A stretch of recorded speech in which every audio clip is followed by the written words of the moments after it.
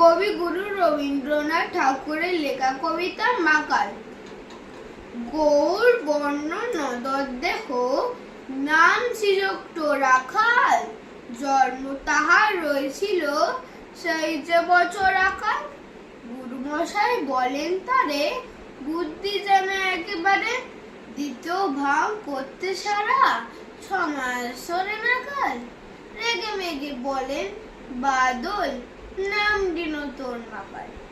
নামটা শুনে ভাবলে প্রথম বাগিয়ে জীবন। তারপরে সে বাড়ি এসে নৃত্য করলে শুরু। হঠাৎ ছেলে মাদর দেখি সবাই তাকে সুদার।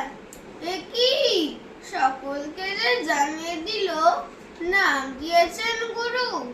নতুন নামে উৎসাহে তার বক্ষ দুলু দুলু। কোলের পরে বসিয়ে দাদা বললে কানে কানে, গুরুমশাই গান লিয়েছেন, বুঝি সেটার মানে? রাখাল বলে, কখনো না। মাঝে আমার বলেন শোনা, সেটা তো গান নয়, সে কথা পালার সবাই জানে। আচ্ছা তোমায় দেখিয়ে দেব, চলো তো ওইখানে। টেনে নিয়ে গেল তাকে পুকুর পাড়ের কাছে। বেলার পরে লতায় যে তা মাকাল ফলে আসে। বললে, দাদা সত্যি বলো, সোনার যে মন্দ হলো, তুমি শেষে বলতে কি যাও গাল ফলেছে গাছে? মাকাল আমি বলে রাখাল 2 হাত তুলে নাচে।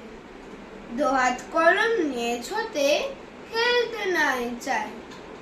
লেখাপড়ে মন দেখে মা অবাক হয়ে যায়। খাবার বেলায় অবশেষে তাকে ছেড়ে কান্দ এসে। মেঝের পরে ঝুঁকে পড়ে হাতার পাতায় লাইন টেনে লিখছে শুধু মাকাল চন্দ্র রায়। নমস্কার।